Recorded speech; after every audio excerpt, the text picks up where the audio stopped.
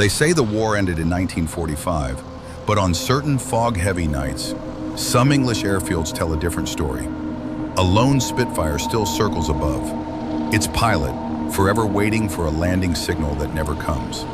And when his wheels finally touch down, it's not just the runway that bears the mark. This is the story of the pilot who never landed.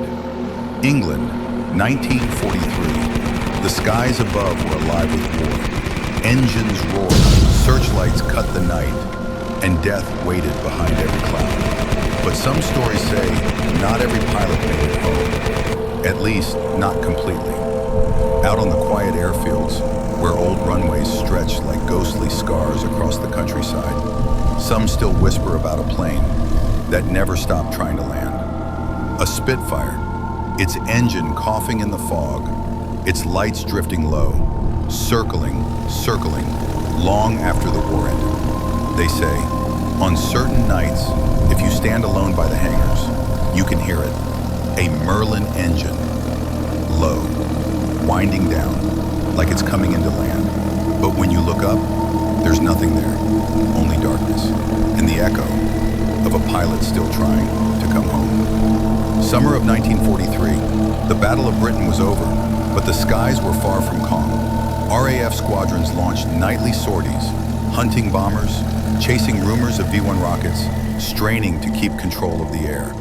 Airfields across England buzzed with movement. Crews loaded ammunition, pilots checked maps, mechanics wiped oil from trembling hands, and they all wondered who'd be back by dawn. Most of them were young, barely out of school, thrown into machines faster and deadlier than anything the world had seen.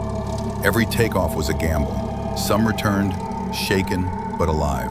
Some limped in, flames licking the fuselage, wings held together with tape and prayer. And some simply vanished.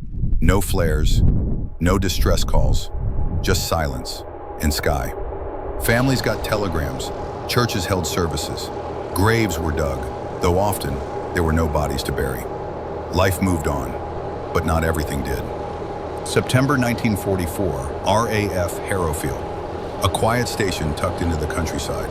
Fog rolled across the tarmac. The night shift was winding down. Laughter drifted from the mess tent.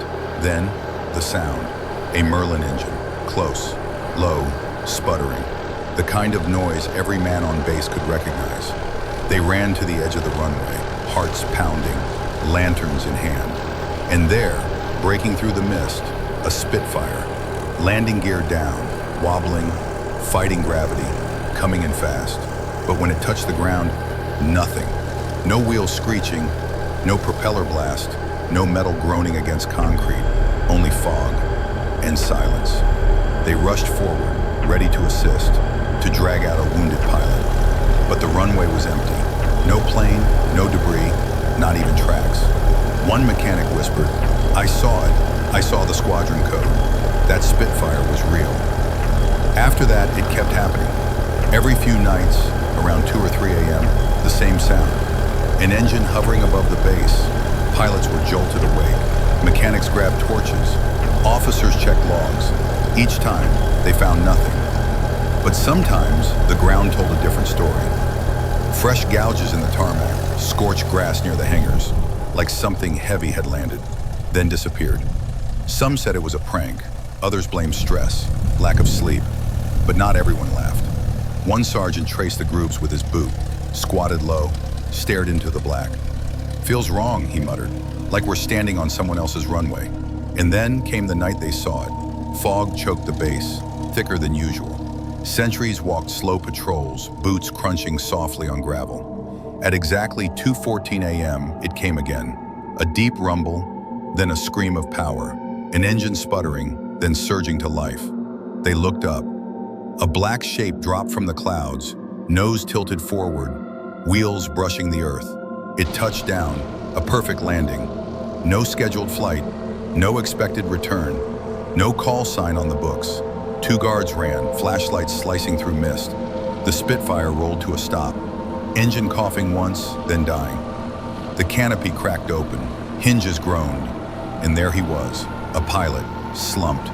Still strapped in, his flight suit was torn, ripped along one arm. blood along the collar.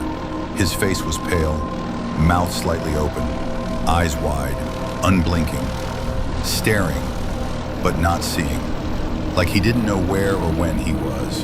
One of the guards called out, "Hey, are you all right? What's your squadron?" The pilot turned, slow, like his body was remembering how to move. He opened his mouth, but no sound came out, just breath and a faint rattle. The guards stepped closer. Their boots tapped the concrete. The pilot blinked, then reached forward, fingers trembling. One of them said later, "I saw his hand pass right through the cockpit glass, like smoke. And then he was gone. No flash, no sound, just an empty plane. Or rather, no plane at all, because when the fog lifted, there was nothing. No Spitfire, no fuel spill, no footprints. Only two men standing alone on a silent runway. Word spread, RAF command investigated, records were pulled. One aircraft matched the squadron code they claimed to see, a Mark V Spitfire, assigned to pilot officer James Wilcott, shot down over the channel. May 1943, declared missing, presumed dead, body never recovered. His logbook ended with one line, "Fuel low, returning to base." But he never made it. Or maybe he did, just not when the world expected. To this day, on fog-heavy nights, they say you can still hear him. That same engine, low and lonely, fighting for the runway. Some swear they've seen the lights, just above the hangars, a flicker, a shadow, the glint of wings before dawn. And if you stand there, very still, sometimes you'll feel the rush of wind, and a voice, barely more than breath, "Home base in sight, coming in low." But when you look up, the sky is empty. No aircraft, no noise, no trace. Just the scent of oil, the echo of wheels, and a war that refuses to end. The pilot turned slowly, opened his mouth, but no sound came out. Just the hollow effort of breath trying to become something, anything. And then, he was gone. A blink, an emptiness, the cockpit, empty, the Spitfire, vanished. All that remained were fresh tire tracks in the dew-covered grass, leading nowhere. By dawn, the entire airfield was buzzing. Rumors moved faster than radio chatter, faster than common sense. Some claimed the sentries were drunk. Others whispered about ghosts, war guilt, curses, time loops. But it didn't stop. The base commander, stern by the book, ordered an immediate investigation. Men combed the runway with lanterns, magnifying glasses, and quiet prayers. They looked for oil stains, metal scraps, a broken gauge, a boot print, a scrap of canvas, nothing. Only the same tracks, clear, deep, then gone. As if the plane lifted back into the fog, back into nowhere.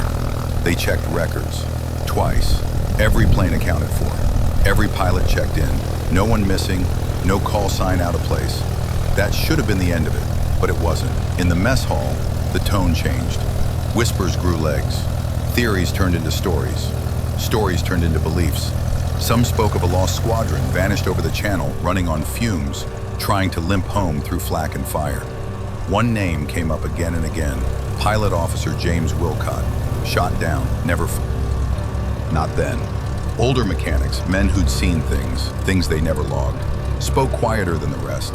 They said, sometimes the dead don't know they're dead. Sometimes their last thought, getting home, becomes the only thought, and it loops. Night after night, endless circuits through skies that no longer welcome them, trying to land on runways that only exist in memory. They say curiosity is a dangerous thing, especially on old airfields heavy with silence and soaked with memory. So of course, a few men had to push it. Within days, they put together a plan. 4 of them, young, bold, restless. They positioned themselves near the edge of the runway just before 3 a.m. No rifles, no radios, just lanterns, flares, and a warped sense of bravery. Their goal? Signal the ghost. Guide it in, like ground crews had done 1,000 times before. When the hour came, they stood in formation, breath steaming, hearts pounding. Fog rolled in like water. The world narrowed to the size of their flashlight beams. And then, the hum returned. Low, mechanical, familiar, wrong. An engine fighting gravity, fighting time. A shape emerged, half solid, half shadow. Wings spread like arms, landing lights pulsing in and out. One of the men raised his lantern, sweeping it side to side. Another cupped his hands around his mouth and shouted, "Pilot, cut your engines. You're home." For a second, it seemed to work. The aircraft dipped, slowed, wheels almost kissed the tarmac, and then a blast of freezing wind. The lanterns flickered, went dark, the air snapped, and the plane was gone. Silence slammed down like a closing coffin lid. When they looked down, fresh tire tracks, again, stopping just in front of them. After that night, no one tried to signal again, not openly anyway. But in the nearby village, stories grew roots. Old men in pubs leaned in close, eyes sharp, voices low. They spoke of seances, of tables that shook without hands, of cold spots that moved, of mediums who wept mid-session, then said they heard a voice, calm, clipped, British, begging for clearance to land. Some believed the pilot's soul was trapped, not by duty, but by something deeper. Regret, fear, the unbearable weight of unfinished purpose. That he was not haunting the runway. He was searching, desperate to finish a journey that death interrupted. Others weren't so gentle. They said the Spitfire was a mask, a lure, that the thing in the cockpit wasn't a man at all. That something older than war, older than flight, had learned to mimic our pain, feeding on grief, replaying it, wearing it like a uniform. They said whatever haunted that runway didn't want to go home. It wanted company. Today, RAF Harrowfield is little more than a scar. The hangars rust, the runways crack, grass reclaims everything. But sometimes when the fog gets thick, locals swear they see lights, moving, bobbing, too low to be stars, too fast to be cars.